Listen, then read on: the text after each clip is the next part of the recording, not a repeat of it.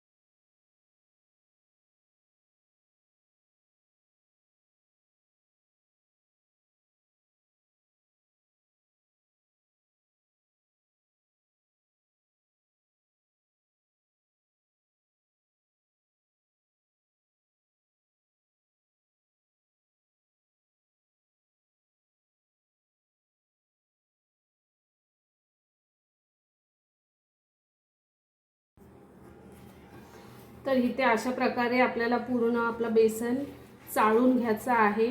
कारण जे आपण रेडीमेड पीठ आणतो त्याच्यामध्ये पूर्ण गुठळ्या बनलेल्या असतात। तर ह्या गुठळ्या पूर्ण अशा फोडून घ्यायच्या आहेत आणि पीठ चाळल्यामुळे त्याच्यामध्ये मस्त अशी हवा भरते जेव्हा आपण पीठ चाळतो तेव्हा। त्यामुळे जेव्हा आपण शेव पाडायला जातो तेव्हा ते एकदम छान अशी कुरकुरीत शेव होते। त्यासाठी पूर्ण पीठ आपल्याला अशा प्रकारे चाळून घ्यायचं आहे। कारण जेव्हा नंतर मग आपण पीठ मळायला जातो तेव्हा त्याच्यामध्ये गुठळ्या येतात, त्यासाठी मग असं मस्तपैकी पीठ चाळून घ्यायचं। त्यामुळे मस्तपैकी पिठामध्ये हवा पण शिरते आणि खूप चांगली अशी आपली शेव तयार पण होते। तर इथे मी अशा पूर्ण अशा गुठळ्या फोडून घेतलेल्या आहेत।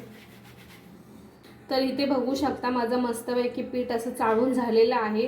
जेव्हा आपण पॅकेट्समध्ये पीठ बघितलेलं तेव्हा ते किती कमी दिसत होतं आणि आता तेच पीठ चाळून त्याच्यामध्ये मस्तपैकी अशी हवा भरलेली आहे आणि ते पीठ आता बघा कसं जास्त दिसतंय।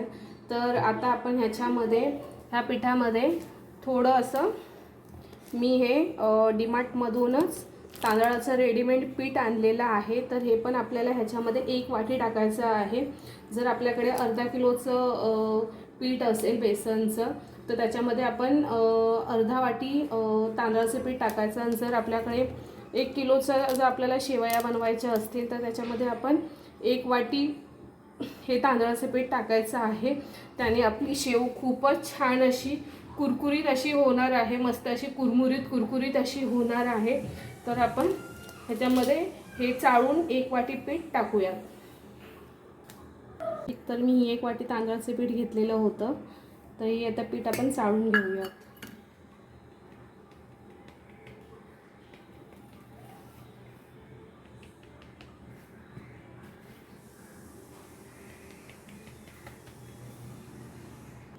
तर इथे मी 1 वाटी तांदळाचं पीठ चाळून घेतलेलं आहे। तर आता ह्याच्यामध्ये आपण बाकीचे आपले साहित्य टाकूयात। तर त्यासाठी अगोदर ह्याच्यामध्ये मी लसूण बघू शकता, लसूण 40 ते 45 पाकळ्या घेतलेल्या आहेत। त्याचबरोबर जिरे घेतलेला आहे 3 चम्मच आणि ओवा घेतलेला आहे 3 चम्मच. तर ह्याची आपल्याला बारीक अशी मिक्सरला पेस्ट बनवून घ्यायची आहे आणि नंतर मग ह्याच्यामध्ये पाणी टाकून एकदम बारीक आपल्याला पेस्ट बनवून आपल्याला ह्या पिठामध्ये टाकायची आहे, कारण आपण लसूण चिवडा बनवत आहोत. तर यासाठी मस्तपैकी असा लसूणचा जिऱ्याचा ओव्याचा फ्लेवर येण्यासाठी मस्तपैकी आपल्याला मिक्सरला ग्राइंड करून घ्यायचं आहे. नंतर त्याच्यामधलं जे पाणी आहे ते गाळून आपल्याला पिठामध्ये टाकायचं आहे. तर चला सुरुवात करूया. तर इथे मी मस्त अशी बारीक अशी पेस्ट बनवून घेतलेली आहे आपली लसूण ओवा आणि जिरेची. आता ह्या मिश्रणाला आपल्या पिठामध्ये टाकायचं आहे गाळणीने गाळून.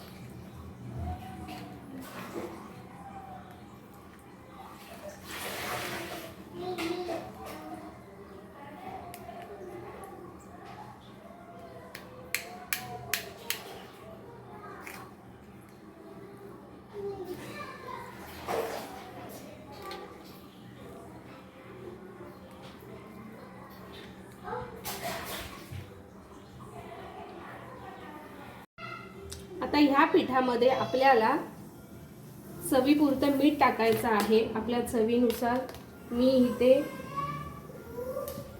1 2 आणि 3 इथे मी 3.5 चम्मच मीठ घेतलेला आहे. त्याचबरोबर आपल्याला हळद घ्यायची आहे. हळद एकदम कमी हळद घ्यायची आहे, कारण जर आपण जास्त हळद टाकली तर हळदीमुळे आपली शेव करपू शकते आणि आपल्या शेवेला काळा असा रंग येऊ शकतो, काळसर रंग येऊ शकतो. त्यासाठी मोस्टली आपण हळदीऐवजी तुम्ही कलर पण टाकू शकता. जे बाहेर शॉपमध्ये वगैरे जी आपण शेव वगैरे बघतो त्याच्यामध्ये हळद नसते, तर त्याच्यामध्ये कलर असतो. तर आपण ह्या ठिकाणी थोडीशीच हळद टाकलेली आहे. जर तुम्ही हळदीऐवजी जर कलर टाकला तरीही चालू शकतो.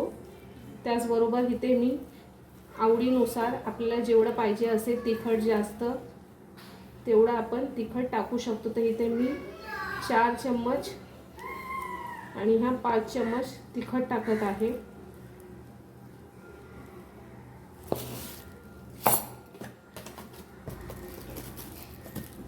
याच्या व्यतिरिक्त आपल्याला ह्याच्यामध्ये काहीच टाकायचं नाही आहे. हे मस्तपैकी मिश्रण आपल्याला पूर्ण हलवून घ्यायचं आहे.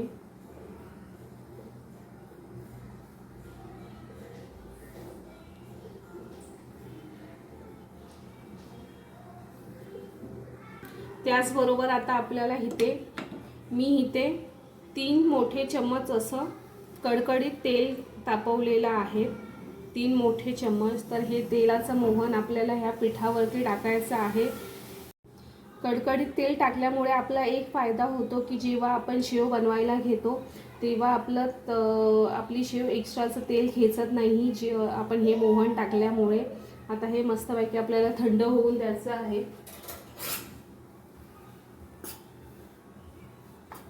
थोडा उशीर आपल्याला हे तेलाचं मोहन थंड होऊन द्यायचं आहे, कारण हात भाजण्याची शक्यता असते. जर गरम गरम तेल असेल आणि जर तुम्ही लगेच मळायला घेतलं तर त्यामुळे हात भाजण्याची शक्यता असते.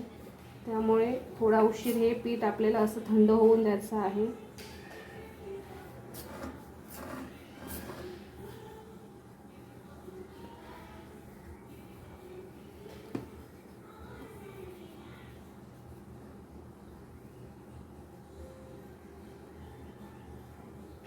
आता हे माझं पीठ असं थोडंफार असं थंड झालेलं आहे. तर ह्याला मी एकदम एकजीव पहिला करून घ्यायचं आहे. डायरेक्टली आपल्याला ह्याच्यामध्ये पाणी टाकून आपल्याला मळायचं नाही आहे. प्रथम जे आपण तेल टाकलेलं आहे आणि बाकीचे जे मसाले टाकलेले आहेत त्यांचा एकजीव असा करून घ्यायचा आहे. त्याच्यानंतरच मग आपल्याला लागेल असं पाणी ह्याच्यामध्ये टाकायचं आहे. तर पहिलं मी ह्याचा एकजीव असं करून घेते. पूर्ण पिठाला आपलं जे तेलाचं मोहन टाकलेलं आहे ते पूर्ण पिठाला लागलं पाहिजे. त्याचबरोबर जे मसाले आपण टाकलेले होते ते पूर्ण मिक्सअप झाले पाहिजे ह्याच्यामध्ये.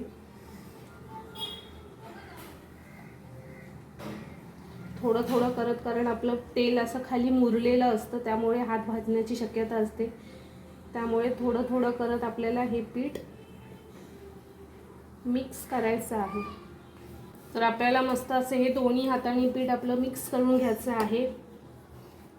पूर्ण पिठाला आपल्या सगळे मसाले आणि जे आपण तेलाचं मोहन टाकलेलं होतं ते पूर्ण लागलेलं आहे.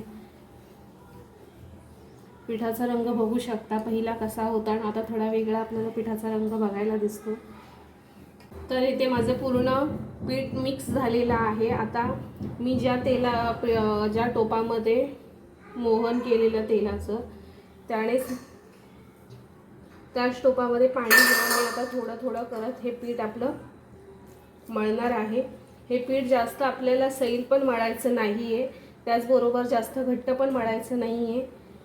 हातातून सुटेल असं पीठ आपल्याला मळायचं आहे.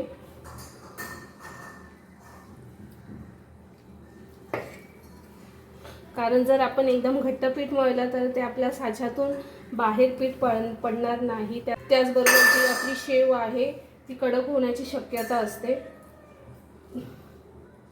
त्याचबरोबर जर आपले पीठ एकदम पातळ झालं तर शेव जास्त तेल खाण्याची पण शक्यता असते. त्यामुळे आपल्याला एकदम थोडं थोडं असं पाणी टाकून आपल्याला हे पीठ मळून घ्यायचं आहे. त्याचबरोबर ह्या पिठामध्ये ज्या आपल्या गुठळ्या झालेल्या आहेत त्यासाठी थोडा पिठाला एक्स्ट्रा असं मळावं लागतं.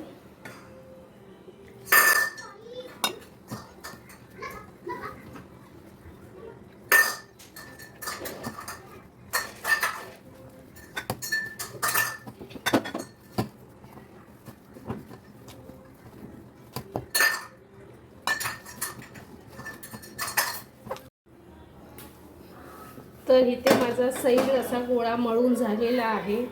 थोडंसं मी त्याला तेल लावलेलं आहे. नो बाळा, no no no no no. तर इथे थोडं अशा प्रमाणात आपला पीठ पाहिजे. थोडं मी 2 चम्मच ह्याला तेल लावलेलं आहे.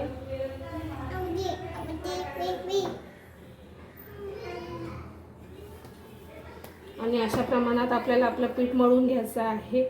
चटकन याची बघा कशी तार बनत आहे. अशा प्रकारे आपल्याला हे पीठ मळून घ्यायचं आहे, जेणेकरून आपल्या साच्यामधून अलगद हे पीठ पडलं पाहिजे. हे अशा प्रकारे आपल्याला पीठ मस्तपैकी आपल्याला असं मळून घ्यायचं आहे. तर ह्या पिठाला मी आता 10 मिनिट असंच ठेवत आहे. त्यानंतर मग आपण ह्याच्या शेवया बनवायला घेऊयात. आपल्याला आपलं साचा भरून घ्यायचा आहे.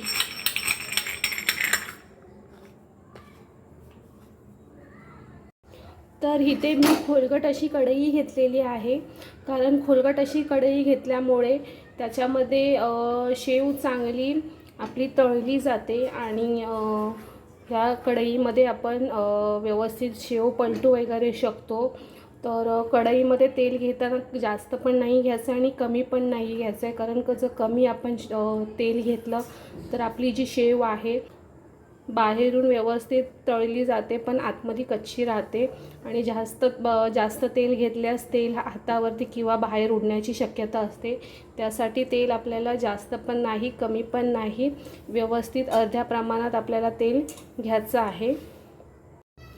तर मी एवढ्या प्रमाणात तेल घेतलेलं आहे. आता तेल आपल्याला चांगलं गरम होऊन द्यायचं आहे. हाय फ्लेमवरती. त्याच्यानंतर जेव्हा आपण शेव जेव्हा तेलामध्ये सोडायला जातो तेव्हा गॅसची फ्लेम पूर्ण लो करायची आहे, नाहीतर जी तेलाची वाफ असते ती आपल्या हातावरती येण्याची शक्यता असते आणि तेल उडण्याची पण शक्यता असते. त्यासाठी प्रथम आपल्याला हाय फ्लेमवरती 2 मिनिट आपलं तेल चांगलं गरम करून घ्यायचं आहे. त्याच्यामुळे जे आपल्या शेवेला असा कच्चेपणा पण लागणार नाही. त्यासाठी थोडंसं आपण पीठ टाकून बघायचं की तेल तापलेलं आहे की नाही. त्यासाठी प्रथम आपण तेल तापून देऊयात. तर इथे या प्रकारे मी ताट घेतलेलं आहे आणि ह्या प्रकारे मी जाळी ठेवलेली आहे, जेणेकरून जे आपलं एक्स्ट्राचं तेल असतं ते शेवमध्ये राहणार नाही. सगळं तेल आपलं खाली पडून जाईल आणि हे तेल आपण परत मग वापरू शकू. तर त्यासाठी शेवमध्ये आपलं तेल राहणार नाही, त्यासाठी मी अशा प्रकारची जाळी ठेवलेली आहे. तर इथे बघू शकता मस्तपैकी आपलं तेल तापलेलं आहे. त्यासाठी आपण थोडासा पिठाचा गोळा घेतलेला आहे आणि हा पटकन आपला गोळा वरती आलेला आहे. तर ह्या प्रकारे आपल्याला आपलं तेल गरम करून घ्यायचं आहे.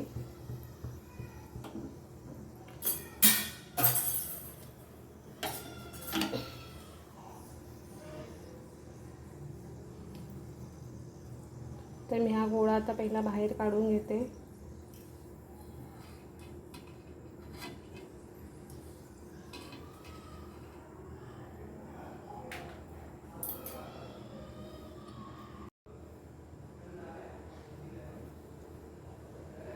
तर या प्रकारे आपल्याला आपल्या शेवया सोडायच्या आहेत.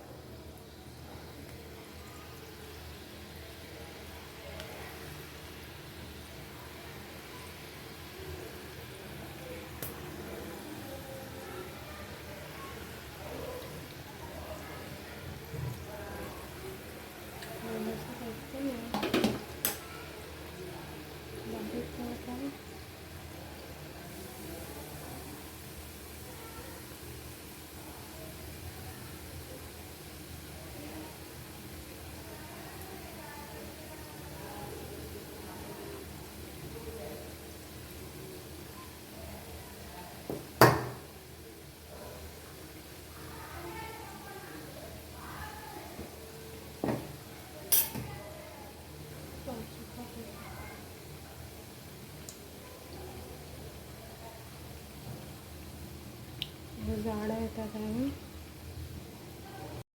तर इथे या प्रकारे आपल्याला आपली शेव बनवून घ्यायची आहे. हिला मी पलटलेली आहे.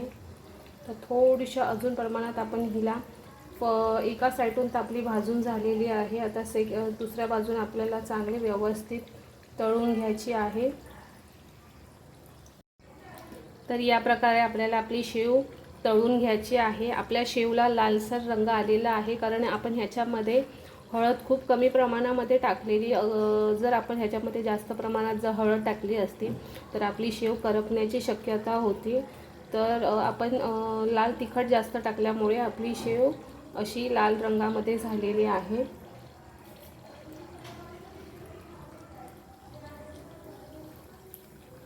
तर अशा प्रकारे दोन्ही साईडून आपल्याला आपली शेव मस्तपैकी तळून घ्यायची आहे.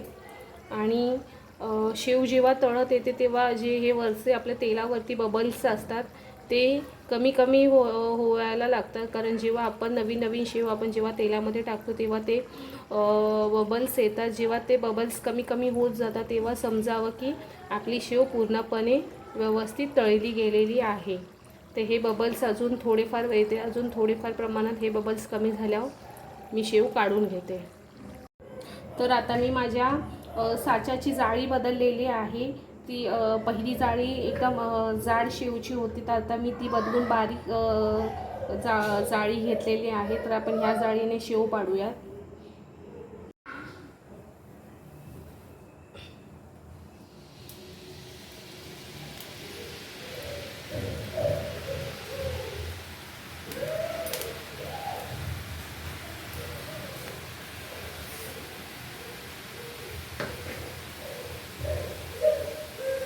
तर ह्या प्रकारे आपल्याला पटकन अशी आपली शेव कढईमध्ये पाडून घ्यायची आहे, नाहीतर हातावरती पण गरम अशी वाफ येते तेलाची.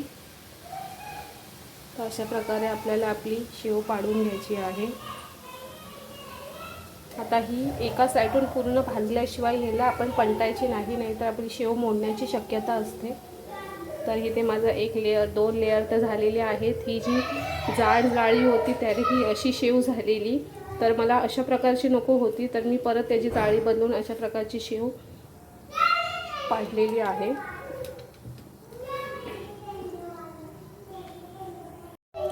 तर हिला मी असे काट्याच्या साहाय्याने दुसऱ्या बाजून आता तळून घेते. तर अशाच प्रकारे आपल्याला पूर्ण ही शेव बनवून घ्यायची आहे. तर इथे माझा 1 किलोचा चिवडा असा तयार झालेला आहे, बघू शकता. ह्याच्यातच मी सोबतच शेंगदाणे तळून टाकलेले आहे, सोबतच लसूण पण तळून टाकलेले आहे. मस्त असा माझा लसूण चिवडा झालेला आहे, बघू शकता. खूप छान असा माझा लसूण चिवडा तयार झालेला आहे. तर तुम्ही पण नक्की ट्राय करा असा लसूण चिवडा घरी बनवण्यासाठी. खूप सोपी पद्धत आहे आणि झटपट होणारी रेसिपी आहे. तर हा आपण नाश्त्यासोबत किंवा दिवाळीचा फराळ म्हणून पण तुम्ही बनवू शकता आणि सोबत नाश्त्यासोबत पण आपण डेलीला आपण हा चिवडा असा खाऊ शकतो. तर नक्की एकदा ट्राय करा. तर भेटूया आपल्या नेक्स्ट व्हिडिओमध्ये. तोपर्यंत बाय.